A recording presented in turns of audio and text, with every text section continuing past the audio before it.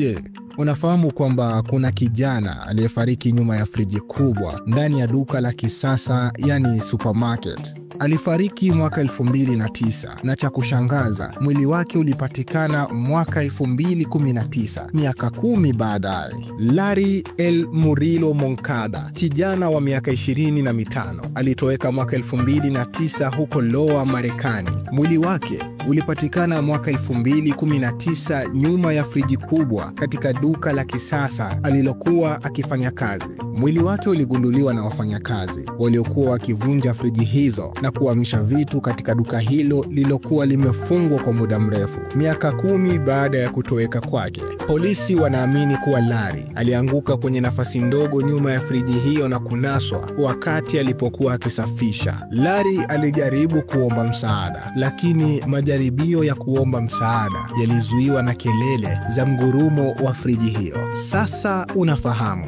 na endelea kufuatilia kituo cha Radio 001 FM ili kufahamu zaidi. Kumbuka, hiki ni kizingiti cha ukweli. Mimi ni Ibrahim Yodia.